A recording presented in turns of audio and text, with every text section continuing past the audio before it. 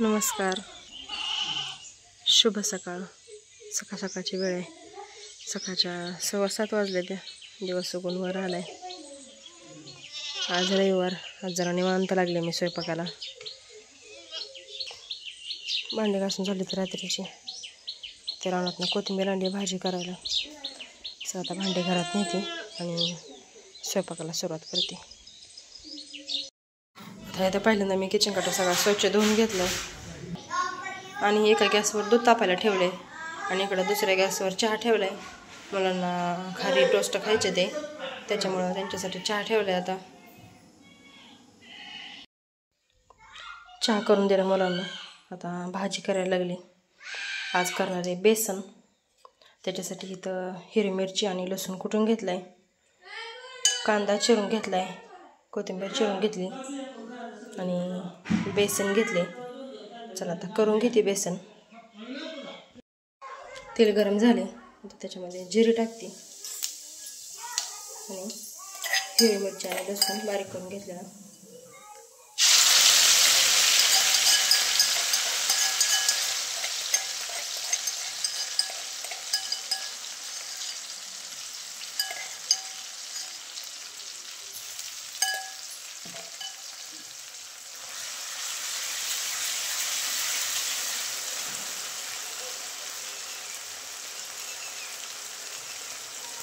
थोडीशी हळद,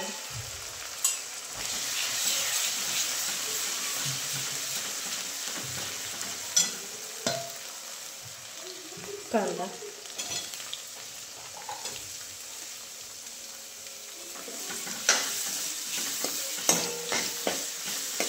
आता कांदा चांगला लाल भाजून घेते.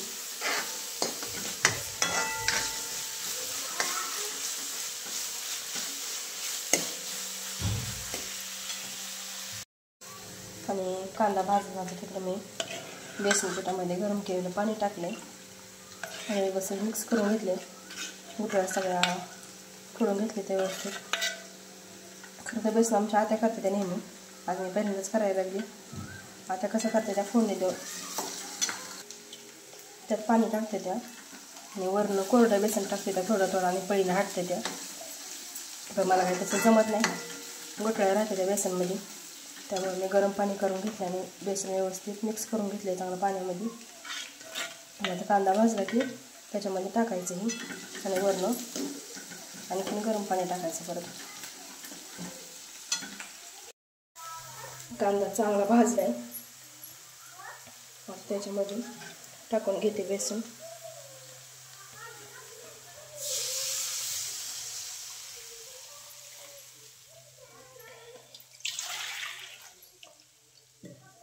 आणि परत गरम केलेलं पाणी टाकतं. बेसन पीठ पाण्यामध्ये मिक्स करताना त्याच्यामध्ये मी थोडंसं हातावर चोळून ओवा टाकलं आहे. सांगायचं राहिलं होतं ते.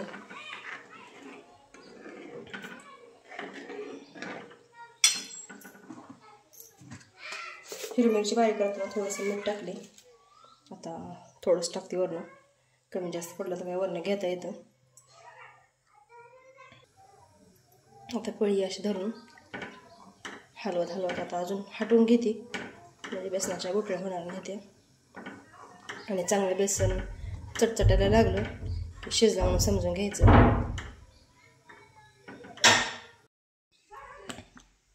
चांगलं चटचटायला लागले बेसन. आता त्याच्यामध्ये कोथिंबीर टाकते.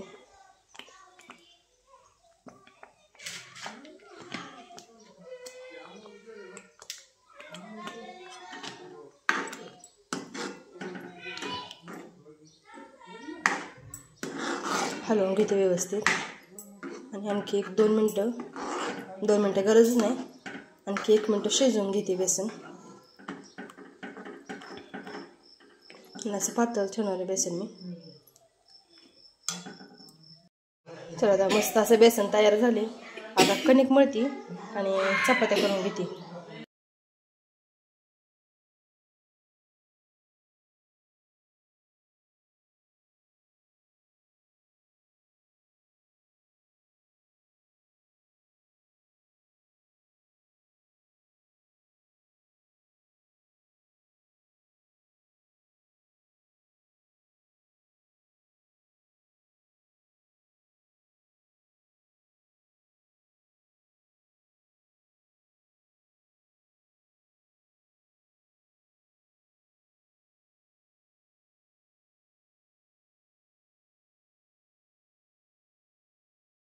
स्वयंपाक झाला, जेवण केली आणि भांडी भरून नेली ते बाहेर घासायला. किचन झाडून घेतले. आता पहिल्यांदा घर स्वच्छ पुसून घेते सगळी आणि नंतर मग परत भांडी घासते.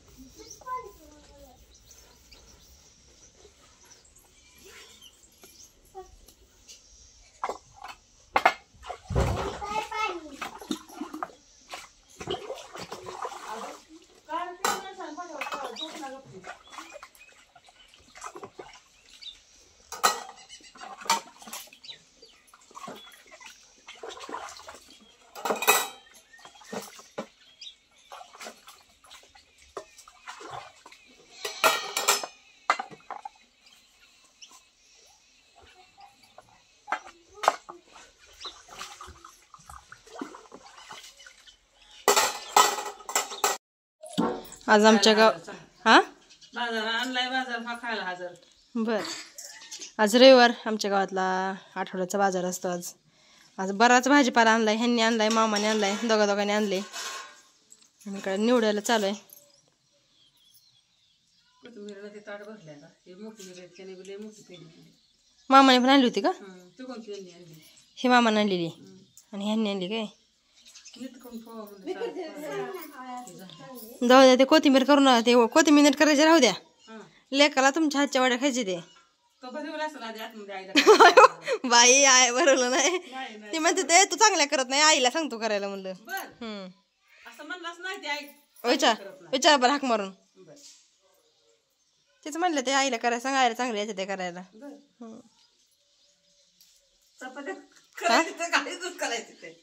काय झालं? चपात्या करायची त्या चांगल्या गाळीनच करायच्या. नाही चपाती नाही, आळूच्या वड्या सांग जा म्हणलं आईला तेवढं करायला. आई चांगल्या करते म्हणलं. काय पता आहे?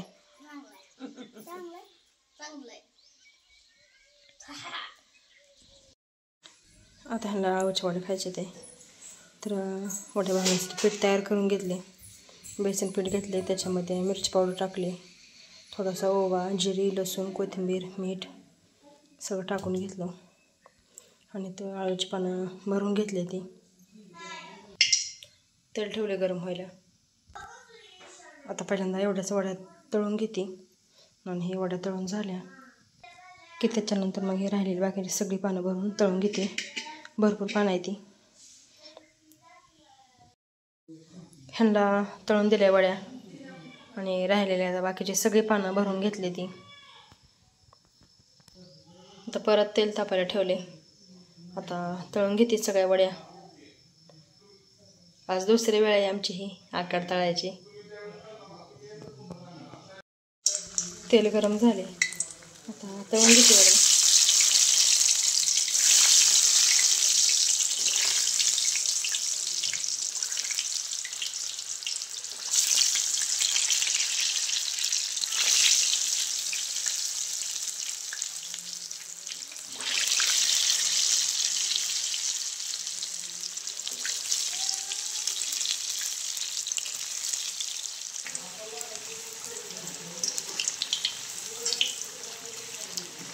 त्याचा बारीक गॅस करून चांगलं तळून घेते, म्हणजे वड्या आपल्या कच्च्या राहायच्या नाही त्या.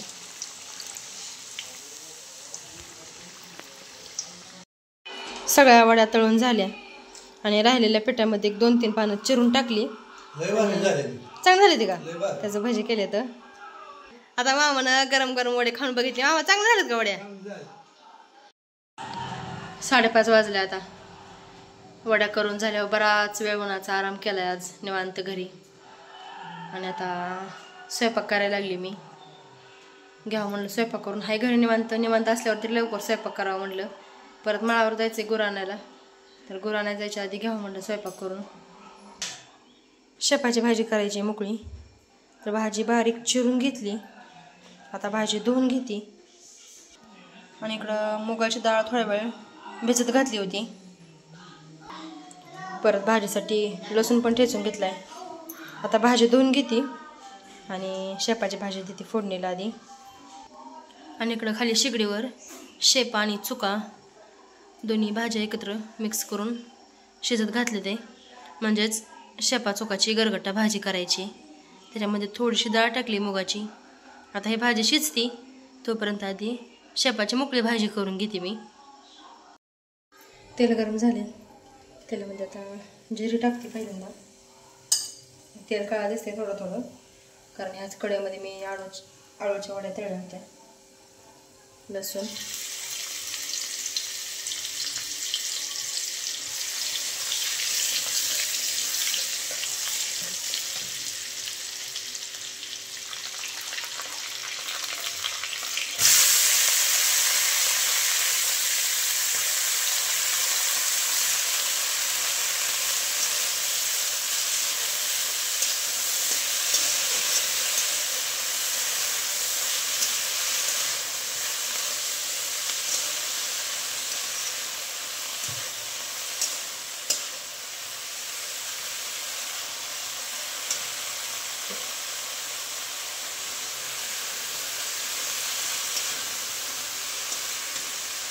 भाजी टाकायची घालून घेतली. आता डाळ टाकते.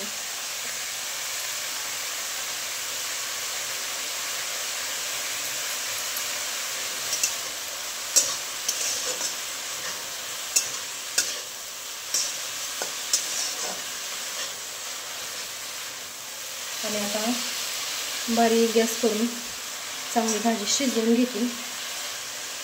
पालेभाजीला मीठ भाजी शिजलं की त्याच्यानंतरच टाकायचं, कारण भाज्या शिजवून कमी होते त्या आणि पहिल्यांदाच मीठ टाकले की भाज्या परत खारट होते त्या.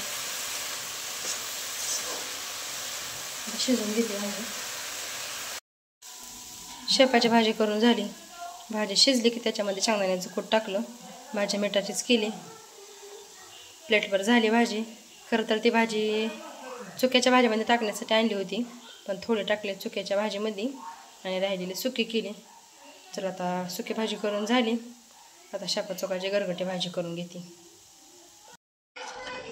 तर आता इथं माझी शेपा चुकाची गरगटी भाजी पण करून झाली. मस्त झाली भाजी पण. चटणीची केली, हिरवी मिरचीची नाही केली भाजी मी. तर आता स्वयंपाक तर करून झालाय. आता 6 वाजलेले. आता माळावर जाऊन गुरं घेऊन येते घरी. माळावर निघाले आता गुरं आणायला. आणि भरपूर आबाळ आले, सगळ्या बाजूनं आले आबाळ.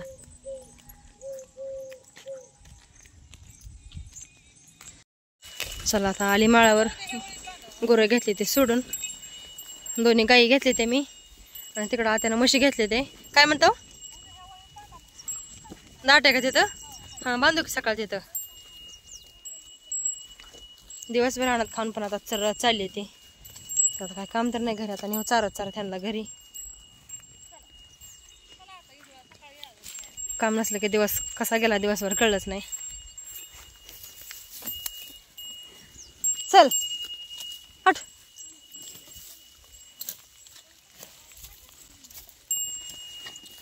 आता घरी नेते ह्याला.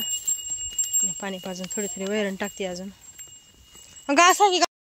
गाय घेऊन घरी आली मी. गायला पाणी पाजलं आणि गाय इकडं आणून बांधली. कालवड सोडल्या त्या प्यायला. धार काढायला भाऊजी गावाला गेलं तर त्यामुळे आम्हाला काही धार काढायला येत नाही. तर आता त्याला पिऊन देते. तर म्हशी पाणी दावून घेते आणि मशीनला ते सगळ्यांना वैरण टाकते. आणि ह्याच्या आपण दावणीला वैरण टाकते. कालवड पेले की परत मग ह्या गायला पण तिकडे नेऊन बांधते. तर गुरं इकडे सगळे आणून बांधली आता. आणि म्हशीला इथं बांधले. इथं गवत आहे भरपूर, त्यामुळे म्हशीला इकडं बांधले. आणि आज मस्त वातावरण आहे. आभाळ भरपूर आले. पाऊस आला तर बरं होईल, पण काय माहिती येते का नाही पाऊस.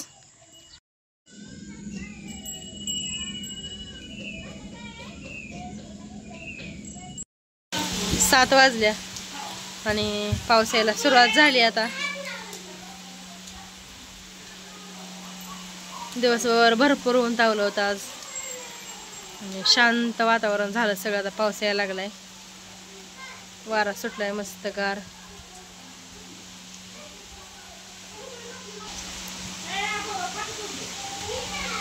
सगळ्या शेळ्या शेडमध्ये गेले ते आणि कालवाड एकटंच थांबले अलीकडं.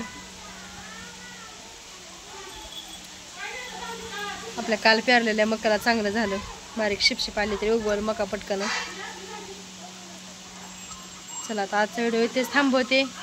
उद्या भेटूयात अशा आज एखाद्या छानशा ब्लॉग सोबत. आजचा व्हिडिओ पाहिल्याबद्दल अगदी मनापासून धन्यवाद.